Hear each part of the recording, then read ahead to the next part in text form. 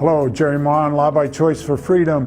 It's good to see you again today. We've been talking about the seed. We talked about Abraham, how Christ is the seed of life for all of us and all things, and how that Adam and Eve disobeyed God in the garden. They were cast out of the garden and forbidden access to the tree of life.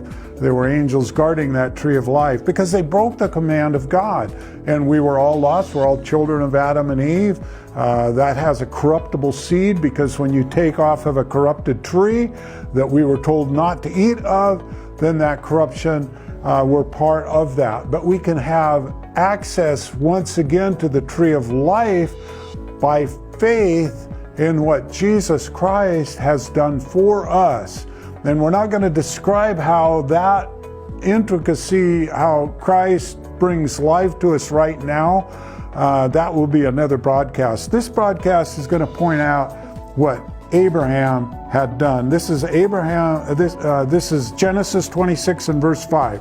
It says, "Because that Abraham obeyed my voice and kept my charge, my commandments, my statutes, and my laws." Abraham kept those things. And over here in Hebrews chapter 2 and verse 16, it says, "For verily he took not on him the nature of angels, but he took on him the seed of Abraham."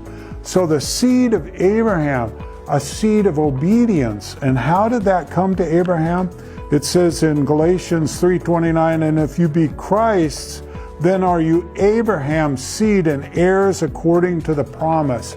Abraham did all of these things by faith.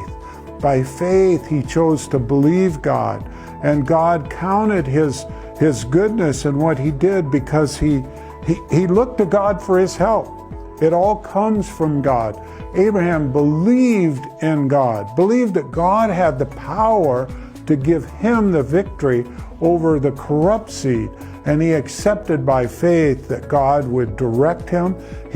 God said, "I will send you out into a new land." He left Ur of the Chaldees and he went out in faith into a land. And that's a little bit cryptic for all of us. We go into the land of righteousness. We go in out of the land of corruption. And we'll go to, well, I'm just going to turn to this because of time. I'm going to go to Psalms 143. Psalms 143, so we get the idea of how the land we live in represents. Here's what it says. David says in Psalms 143 verse 10, he says, "Teach me to do thy will, for thou art my God, thy spirit is good. Lead me into the land of uprightness." The land of uprightness. And what does David do? He says, "Teach me to do thy will, for thou art my God." He has chosen to follow God and have God come into his heart and lead him into the land of uprightness. Abraham, by faith, left the land of really death, the corrupted land, and wanted to bring him into a promised land. And Abraham, by faith, he didn't know exactly how he was going to get there, or actually even where he was going. But God led him into a new land that God gave him. And here it says, David said, "Lead me into the land of uprightness." And for a quick solution to that, we're going to go to Psalms 119 and verse 172. "My tongue shall speak of thy word, for all thy commandments are righteousness." We walk into a land of uprightness, Psalms 143:10, a land of uprightness, which is righteousness. And it says righteousness is to keep his commandments. And we can go to Deuteronomy.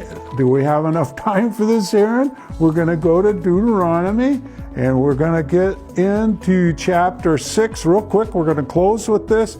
And it says, "And he brought us out," 6:23, "he brought us out from thence, that he might bring us in and give us the land which he sware unto our fathers," the land of uprightness, the land of victory over death, the seed of Christ in our heart. By faith, we grow into the land of righteousness, keeping God's commandments because of the seed in our heart. God bless you each one.